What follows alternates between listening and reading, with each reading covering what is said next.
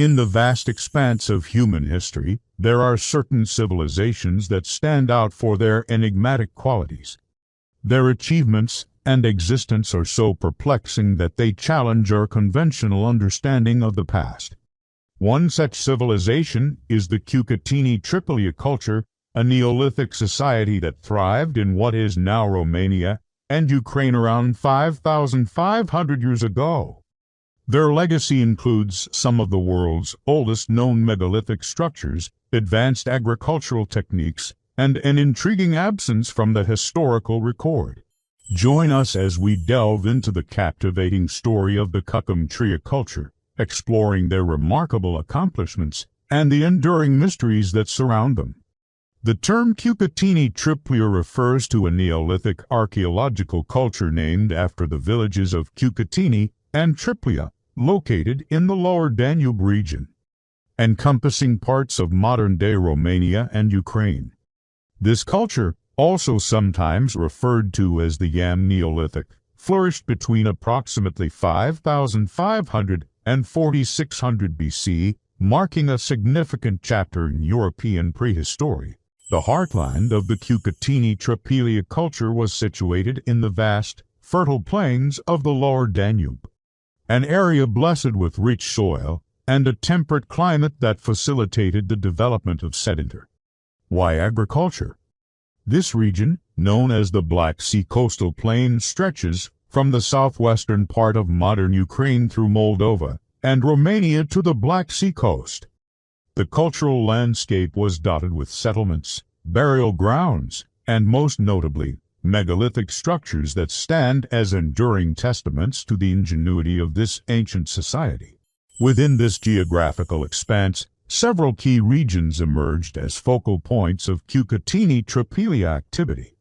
The Soroca di Tatarasi site in Romania and the Trypillia and Myaki sites in Ukraine are among the most prominent. These places offer invaluable insights into the daily life, rituals, and societal structure of this enigmatic culture. Distinguishing the Cucuteni-Trypillia culture from other contemporary Neolithic societies in Europe was its unique material culture, encompassing pottery, stone tools, and ornaments. The distinctive Trypillia culture is characterized by a particular type of ceramic, namely thick-walled, round-bellied pots with a cord-marked or stamped ornament. These ceramic vessels, often crafted using the slow coil technique, served not only as functional tools for cooking and storage, but also as integral elements of religious ceremonies. In fact, the abundance and diversity of these ceramic vessels suggest their pivotal role in religious practices, social customs, and daily life. Beyond ceramics, the Cucuteni-Trypillia culture exhibited proficiency in other areas of material culture. Their knowledge of metallurgy led to the creation of small-scale metal objects, including knives and ornaments made from copper and gold. Meanwhile, their skill in working with stone is evident in the meticulously constructed long barrows and megalithic tombs, which served as grand avenues for the final resting places of their revered individuals.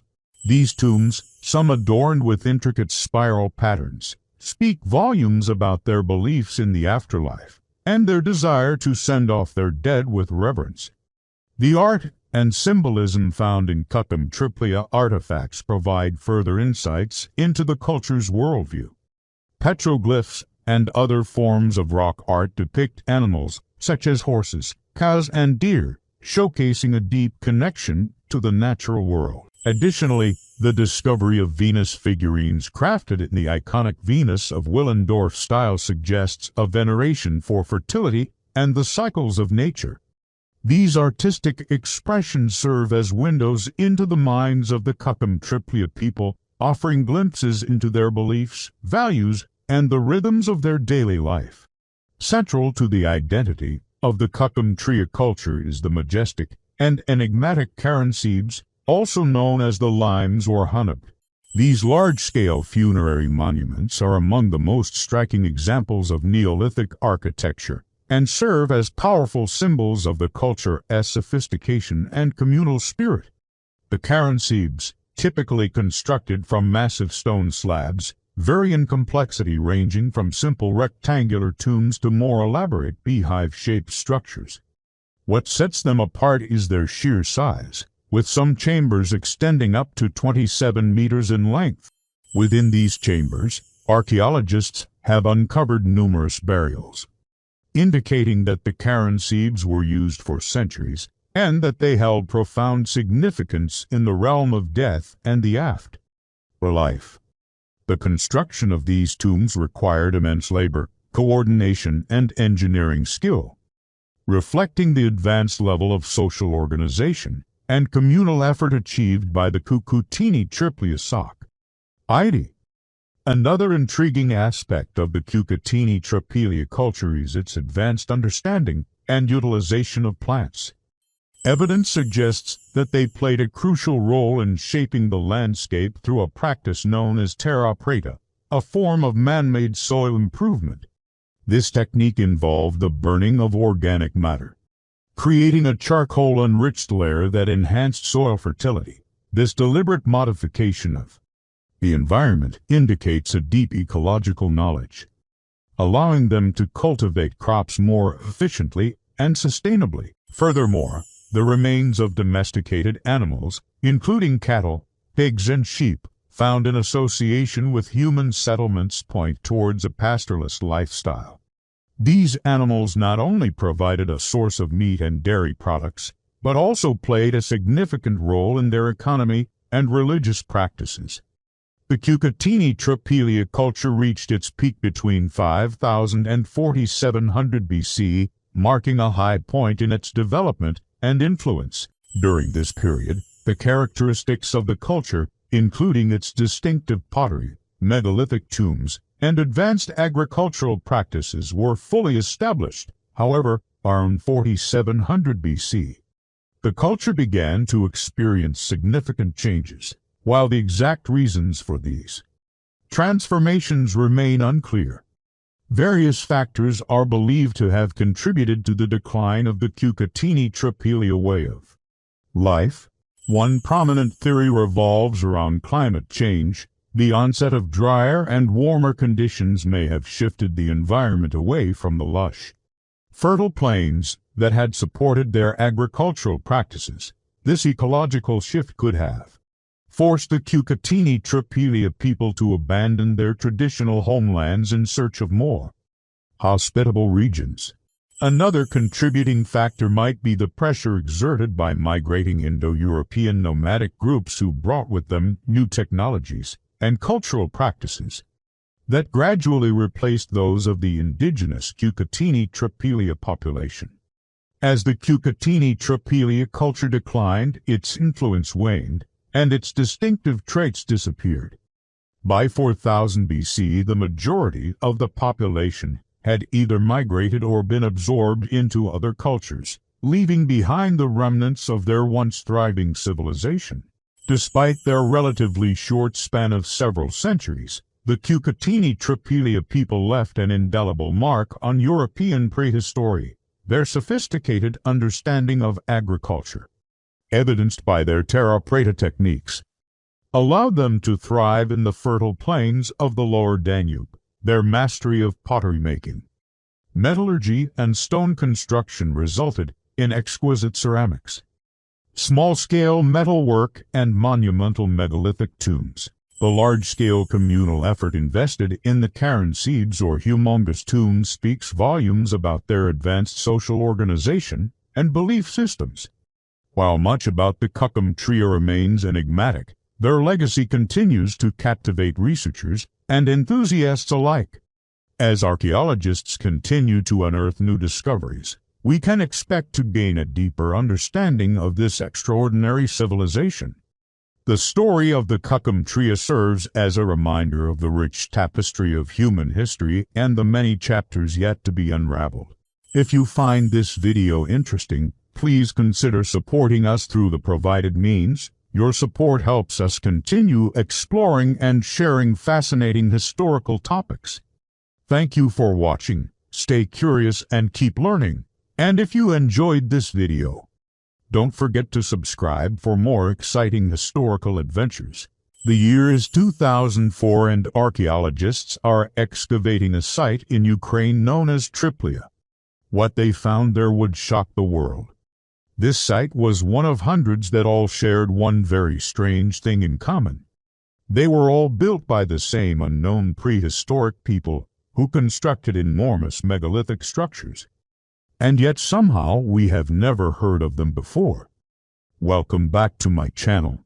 Today we are going to talk about the lost civilization of the Cucuteni-Trypillia culture and their most astonishing feature, the construction of vast, circular settlements, some housing up to 15,000 people, making them the largest in Neolithic Europe. The Cucuteni-Trypillia culture were a Neolithic society that lived in what is now Ukraine and southern Moldova between the 5th and 3rd millennium BC. At its peak, this culture covered an area of over 50,000 square kilometers with hundreds of settlements scattered across the landscape. Despite this, we know very little about them today as they mysteriously vanished before the start of recorded history. Ho, ho, ho! What makes the Cucuteni-Trypillia culture so fascinating is not just their advanced knowledge of agriculture, their religious beliefs, or their impressive craftsmanship, but their most iconic feature, the megasites. These were enormous circular settlements with diameters ranging from 500 meters to 1.6 kilometers, enclosed by a continuous wall made of either timber or in some cases huge stones. These megasites represent some of the earliest examples of urban planning in Europe, and the scale at which they were built continues to baffle modern scientists. The largest of these megasites, Trypillia, measures almost a kilometer in diameter and contains the remains of thousands of houses, workshops, ritual structures, and other buildings. Other sites include Cucum near the modern city of Melitopol, which has a diameter of about 800 meters and contains the remains of a large central structure known as the Great Altar. Excavations at Cucuteni have revealed evidence of a sophisticated society with a complex network of streets and public spaces, as well as a variety of craft workshops. These megasites were not just centers of economic and political activity, but also served as important religious and ceremonial centers. Archaeologists have discovered numerous artifacts including statues, idols, and other votive offerings that suggest the inhabitants of the Cucuteni-Trypillia culture had a deep connection to their environment and a rich spiritual tradition. It is believed that the Cucuteni-Trypillia people were among the first in Europe to domesticate horses, and they kept large herds of cattle, pigs, and sheep. They were skilled farmers and used advanced techniques such as crop rotation and irrigation to maximize their harvests. Their diet consisted mainly of grains such as wheat and barley, as well as livestock products such as meat and dairy. But perhaps the most remarkable aspect of the Cucuteni-Trypillia culture is the fact that they were able to support such large populations in what is today considered a marginal environment. The region in which they lived is characterized by a warm, temperate climate with hot summers and cold winters. The soil is poor in nutrients, and the growing season is relatively short, which makes it challenging for modern farmers to grow crops. And yet the Cucuteni-Trypillia people were able to not only survive but thrive in this environment, building large cities and supporting a complex society. Ho, ho, ho!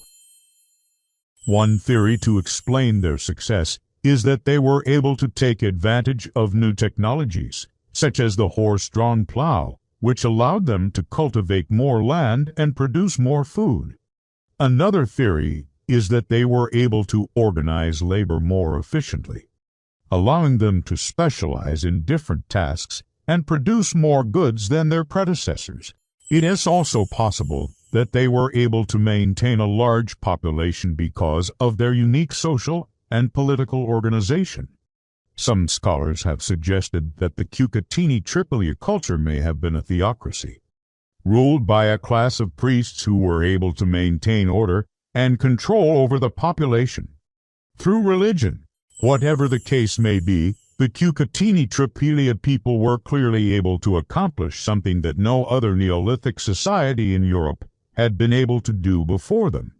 They created large-scale settlements that housed thousands of people and built impressive monuments that served as centers of economic, political, and religious life.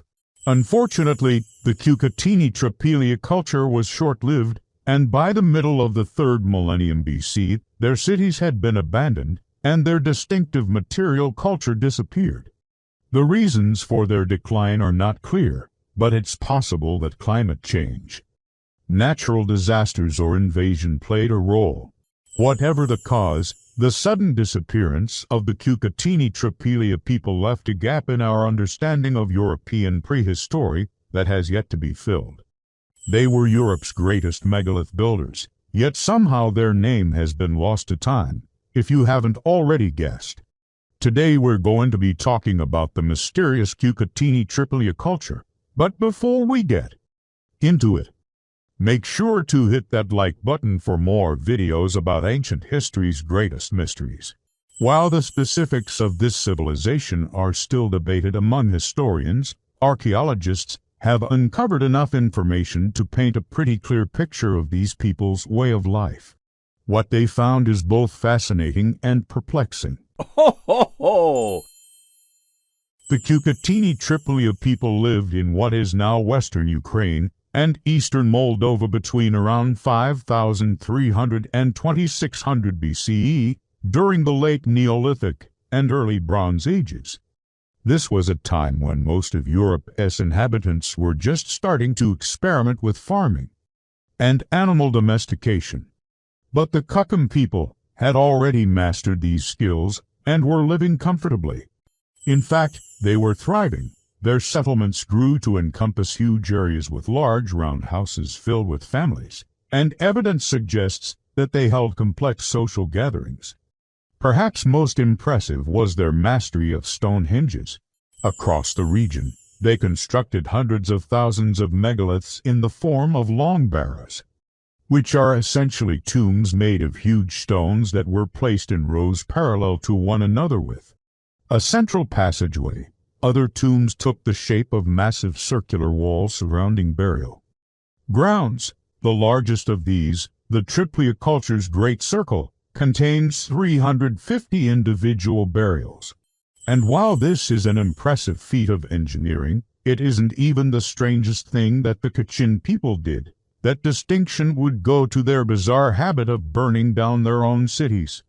Starting around 3000 BC, every 60 to 80 years, the Kachin people would deliberately set fire to their settlements, only to rebuild on the same spot. This happened over and over again for hundreds of years, but why? Some believe that the reason behind this strange behavior can be found in their religious beliefs. Anthropologist Victor Schlepentalk put forward the idea that the Trypillians practiced a form of ritualistic suicide.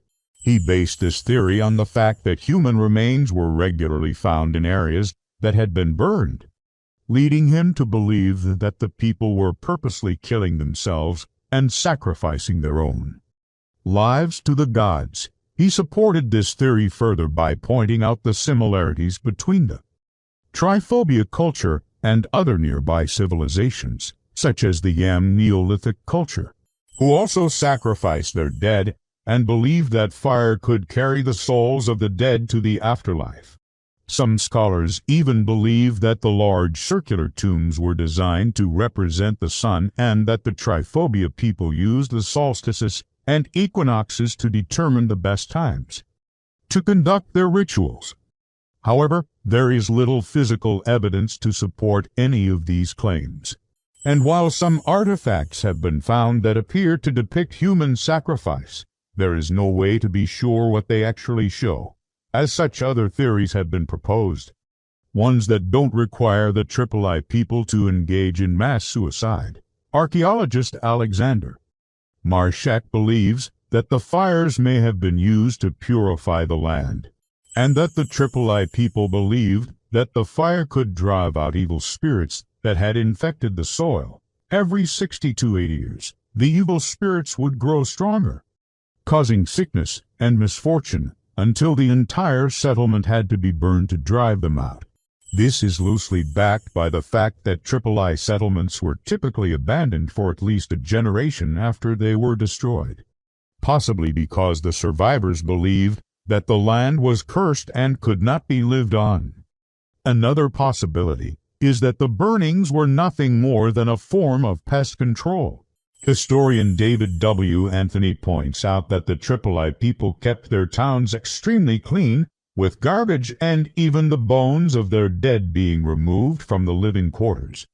This would have helped to prevent the spread of disease, but it wouldn't have prevented rodents and insects from infesting the town. To deal with this, the Tripillia people may have resorted to burning their homes every few decades, killing off all the pests and starting over. This theory seems plausible given the advanced sanitary practices of the Tripillians, but there is no way to prove it. And that's the problem with trying to figure out what caused the Tripillia people to burn down their cities every few decades. There are many possible explanations, but without hard evidence, we can only speculate. What's your opinion? Why do you think the Tripillia people engaged in this bizarre behavior? Let us know in the comments. Have you ever stumbled upon an ancient artifact and marveled at the skill and ingenuity of the people who made it? Imagine coming across a piece of pottery so intricately designed that it seems almost otherworldly. That's what happened to archaeologists when they uncovered the site of the Cucuteni-Trypillia culture. This civilization was one of Europe's most advanced, yet it vanished without a trace, leaving behind only enigmatic artifacts like these remarkable clay creations. But how did these ancient people create such lifelike pottery? What secrets did they hold that allowed them to make their vessels seem so real? Join us today as we explore this fascinating lost civilization and uncover the secrets of their artistry in clay. Before we start, be sure to hit that like button for more videos about lost civilizations.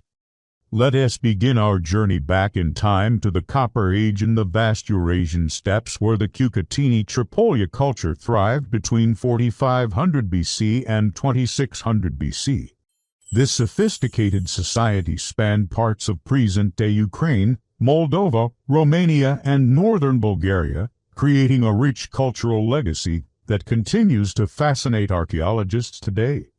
The Cucuteni-Trypillia people were skilled farmers, and their settlements often featured round houses with thatched roofs and courtyards surrounded by thick, high walls made from wood or wattle and daub, offering protection against wild animals and potential invaders. Their way of life revolved around the fertile soil of the Pontic-Caspian steppe, where they grew crops and raised livestock. This pastoral lifestyle enabled them to flourish and build thriving communities. What truly sets the Cucuteni-Trypillia culture apart is their unique and distinctive artwork. Among their most remarkable creations are their distinctive and highly decorated ceramic vessels, which often took on animalistic forms. These skillfully crafted pots and figurines serve as tangible links to their rich symbolic world, offering insights into their beliefs and artistic prowess. The pottery showcased an array of designs, including intricate spirals and geometric patterns, each holding its own cultural significance. Some pieces even depicted zoomorphic figures, showcasing the deep connection the Cucuteni-Trypillia people had with the animal kingdom. These artistic expressions not only highlight their technical skill, but also offer a window into the spiritual and cultural values that shaped their society. One of the most striking features of the Cucuteni-Trypillia ceramics is the masterful use of decorative elements. Intricate spirals, often paired with fine geometric lines, adorn many of their vessels, creating visually captivating patterns. These spirals seem to have a life of their own, coiling and uncoiling across the surface of the pottery, adding a sense of movement and rhythm to each piece. The geometric patterns, on the other hand, display a more structured aesthetic featuring sharp angles and precise alignments. These designs often form bold, eye-catching shapes that complement the free-flowing spirals, creating a harmonious balance between order and dynamism. The deliberate placement and repetition of these elements demonstrate the Cucuteni-Trypillia people's attention to detail and their desire to infuse their everyday objects with aesthetic appeal. It's important to note that the choice of motifs wasn't random. Each design held a special meaning and reflected a deeper understanding of the natural world. For example, spiral patterns could symbolize growth, transformation, or the cycle of seasons, while geometric shapes might represent celestial bodies or social structures. This rich symbolism embedded in the artwork allows us to connect with the cultural and spiritual beliefs of the Cucuteni-Trypillia people. It invites us to appreciate their worldview and the values that guided their lives. These intricate patterns were created using a technique known as the linear incision method. The potters would carefully carve into the clay surface using a variety of tools, including sharp sticks, bone tools, or small knives. With each precise cut, they would add another line to the growing design, building complexity and depth to the overall pattern. This meticulous process required patience and precision, allowing the artist to create continuous lines that flowed seamlessly across the vessel's surface. The resulting effect was nothing short of mesmerizing. The clean, sharp lines of the incisions stood out against the smooth clay, forming a striking contrast that enhanced the visual impact of the design. This attention to detail and the use of negative space created a sense of balance and harmony, making each piece a true testament to the potter's skill and creativity. However, the artistry didn't end with the incision method. The Cucuteni-Trypillia potters also utilized a technique called applique. They would roll out thin coils of clay and apply them to the surface of the pot, creating raised patterns and textures. This technique allowed for the creation of three-dimensional effects that added a tactile quality to the pottery. By pressing the applied clay into specific shapes, the artisans could create anything from simple geometric forms to more intricate designs like stylized animal figures. Applique added another layer of complexity and depth to the already intricate designs, elevating the pottery to a higher level of artistry. And finally, the last technique used by the Cucuteni-Trypillia potters was the use of stamps.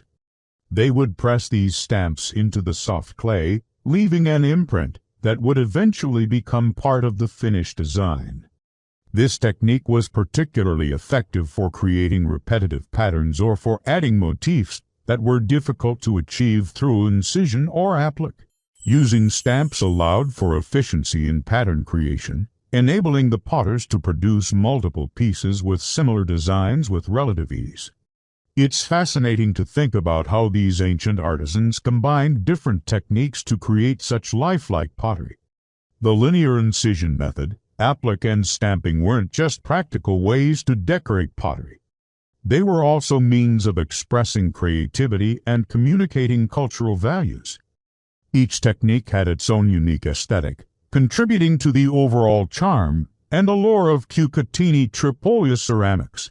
The purpose behind these intricate designs was deeply rooted in the Cucuteni-Trypillia people's worldview. Their pottery wasn't just functional. It was a canvas for expressing their relationship with nature, their spiritual beliefs, and their place in the cosmos. The animalistic forms that the vessels often took on were not merely decorative, but symbolized the reverence the people had for the natural world. To them, animals weren't just creatures in their environment. They were embodiments of spiritual power and wisdom. By crafting pots in the shapes of animals, they honored these beings and acknowledged their role in the balance of nature. But the meaning went beyond the vessel's physical form. The decorations on the pottery served as a visual language, narrating stories and conveying cultural values. The spirals, geometric patterns, and zoomorphic figures were not random, but held deep significance within the community. These designs served as a form of communication, allowing the people to express their identity, beliefs, and traditions through their everyday objects.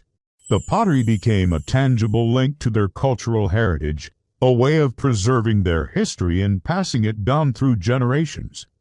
It is through these intricate designs that we can catch a glimpse of the Cucuteni-Trypillia people's way of life, their connection to the natural world, and their place in the vast tapestry of human history. However, despite their advanced society and cultural achievements, the Cucuteni-Trypillia people mysteriously disappeared around 2600 BC. Theories suggest that climate change, natural disasters, or pressure from migrating Indo-European tribes may have contributed to their demise. Their legacy, though, lives on through their remarkable artwork, which continues to captivate researchers and enthusiasts alike. In modern times, the Cucuteni-Trypillia culture has inspired contemporary artists and designers.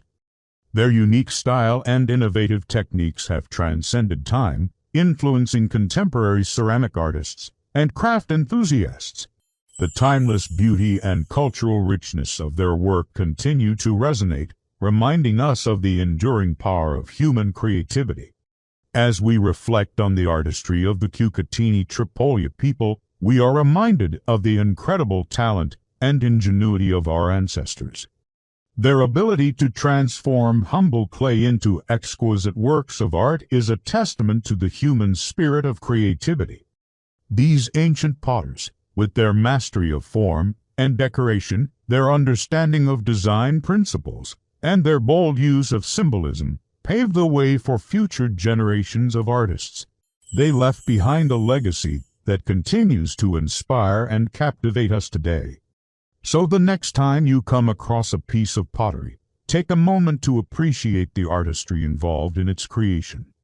Remember the Cucuteni-Trypillia people and their remarkable contributions to the world of ceramics. Their story is a reminder that beauty can be found in the simplest of things and that human creativity knows no bounds. If you enjoyed this video, be sure to give it a thumbs up and subscribe for more content. Europe is riddled with megalithic sites from the British Isles to the Iberian Peninsula, and further east still.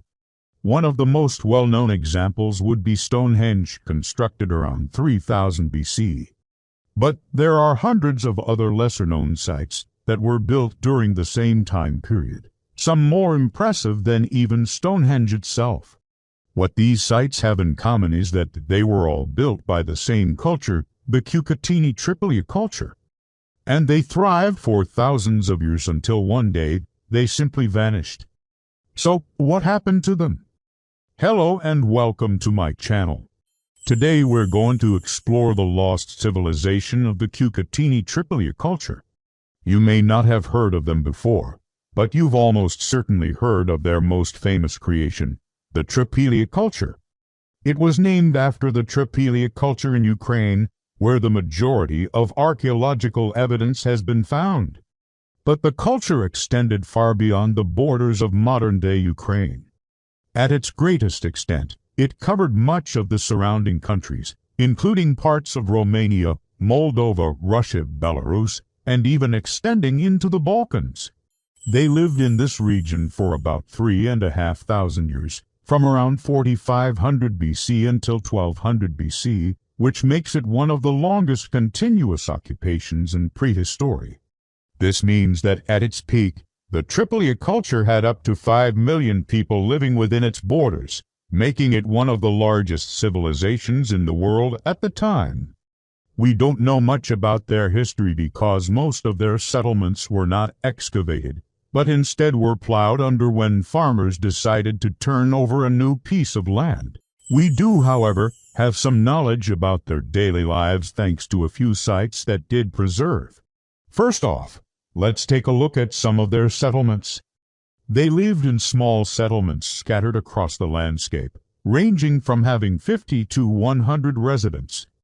These settlements were not fortified, meaning that there were no walls or ditches to protect the inhabitants from invaders. and no weapons have ever been found, leading researchers to believe that they lived in a peaceful, egalitarian society. Instead of working as hunters, they were farmers, growing wheat, barley, rye, and lentils. They also kept domesticated animals such as cattle, pigs, dogs, and chickens, although pigs are believed to have been domesticated by women for use in burials, while cattle and dogs were domesticated by men for agricultural work and protection. The remains of cattle have often been found near settlements, suggesting that they used the land directly around their homes to raise livestock. Fields were separated by ditches and cultivated using primitive tools made out of bone and stone. Evidence suggests that they grew crops in neat rows and would harvest them using sickles. After harvest, the grain would be threshed by trampling it underfoot, beating it with sticks, and using rudimentary flails. Then they would winnow the grain by tossing it in the air and letting the wind blow away the chaff, catching the grain in a large basket or net below. Once they had enough food stored up, the community would hold a feast where everyone could partake in the abundance of food. Archaeologists have found evidence of these feasts throughout the settlements, with large areas trampled by people and animals, butchering floors, and hundreds of animal bones that were too young to have been used in a ritual. Their houses were circular and made out of wood and clay. They lived communally in these houses, with entire families, and sometimes even multiple families sharing a single structure. There was often a hearth in the center of the home, surrounded by shelves for storing food, and beds made out of piled-up dirt and straw. Outside, there was a courtyard used for storing grain and housing livestock. Some houses specialized in producing certain goods, such as pottery or textiles. So instead of individual families specializing, it was entire neighborhoods. When archaeologists analyzed the pottery styles, they noticed that there were several different styles spread throughout the settlements, but none were localized. This means that rather than each settlement having its own style, there were a handful of styles that were common throughout the entire culture. This points towards a strong sense of unity and togetherness among the settlements. The Cucuteni-Trypillians were also masters of their environment. They would clear land for farms. Then once the soil became depleted, they would abandon the land and move to a new location. They would then return to their old fields later, finding that the soil had recovered and was ready to be farmed again. They were even known to build dams across rivers to create artificial lakes used for irrigation.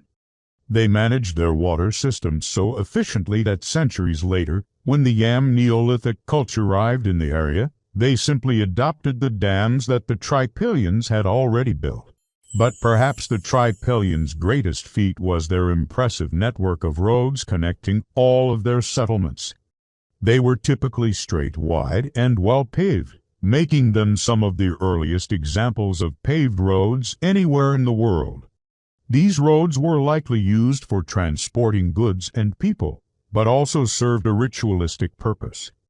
During excavations, archaeologists found that the roads led to sacred groves and geoglyphs, which are large designs etched into the landscape.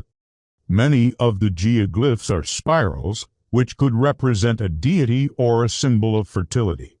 Others are simple lines or dots, and some are even huge human figures lying on their backs with their arms and legs spread wide. There are many theories as to how they created these enormous figures, but no one knows for sure. Some researchers believe that they leveled the land using early tools, such as digging sticks and rakes. Others believe that they created the figure by piling up large rocks along the path, then covered the rocks with earth. Either way, the fact that they took the time to construct these figures suggests that religion played an important part in their culture. And yet, despite all of these feats of engineering, the Cucuteni-Trypillia culture never developed into a centralized state. In fact, there is little evidence of any hierarchy at all. Not only are there no elite tombs, But there isn't even evidence of a significant difference in diet between the rich and poor.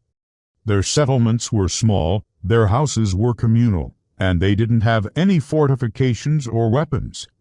This leads many researchers to believe that they were egalitarian, meaning that there were no social classes and everyone was equal. However, this does not mean that they were a complete utopian society, since we have found evidence of infanticide, which is the killing of infants. However, this appears to have been done only to girls, possibly as a form of birth control since they likely had no other means of contraception. But ultimately, life must have been pretty good if they had no need to defend themselves against outside forces. Unfortunately, that idyllic lifestyle was shattered when the Cucuteni-Trypillians mysteriously disappeared around 1200 BC. The last archaeological site definitively associated with the Cucuteni-Trypillia culture is the Cucuteni culture in Romania. They were living alongside the Cucuteni-Trypillia people and appear to have adopted their culture completely. So, when the Trypillians suddenly vanished, the Dacians continued on with their lives as normal. This suggests that the Trypillians did not disappear due to a natural disaster, since if there was a drought or some other environmental shift, the Dacians would have felt it too. It also suggests that the Trypillians did not disappear due to war, since once again, the Dacians would have been affected as well. Instead, it seems that the Trypillians simply dismantled their settlements and moved away, taking their culture with them. Some researchers believe that they migrated south into the Balkans, where they may have become the mysterious Vinca culture. But this is only a theory. Ultimately, the Trypillians left behind no written records, so we may never know exactly what happened to them. One of the most compelling theories is that they were absorbed into neighboring cultures. If the Trypillians were egalitarian and had no desire to conquer other groups, they may have been absorbed into hierarchical societies that were more warlike. As time went on, their culture would have slowly faded away until it was nothing but a distant memory. Another possibility is that they were wiped out by a disease brought over by migrating humans. Even though they had no contact with other cultures, it is possible that they still would have been affected by diseases brought over by migrating humans who passed through their territory. However, they disappeared. The Cucuteni-Trypillia people left behind a legacy that outlived them for thousands of years. The megalithic sites they built are some of the most impressive structures ever made. Unfortunately, most of them were destroyed long ago. But a few remain to this day, such as the henge of the Trypillia culture. Researchers believe that the Trypillia culture was directly influenced by the Trypillia culture and that they used the henge for similar purposes.